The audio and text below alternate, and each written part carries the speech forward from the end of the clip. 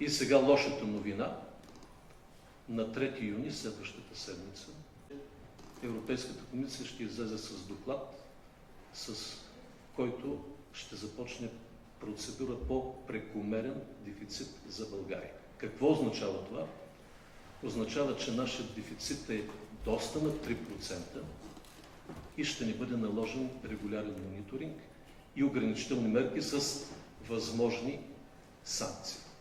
Защото по изчисления и реални данни към Европейската комисия, дефицитът за миналата година е бил доста над 3%, както лъжеха, за да постигнат поставената цел за влизане в еврозоната. А тази година дефицитът ще бъде още по-голям.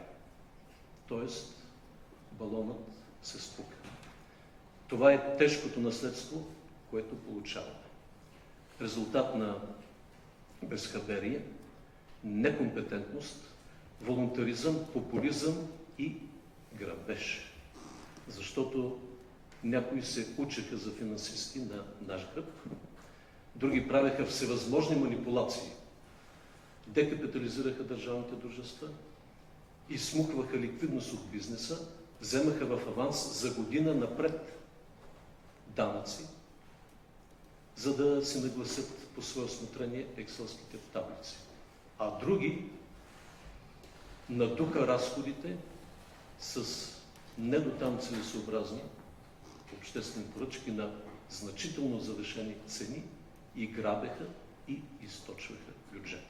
Сега идва времето на тежките въпроси и от Европейската комисия ще питат защо някои хора лъгаха, а ние, колкото и да ни е трудно, ще търсим отговорност за кражбите и разбойническият грабеж.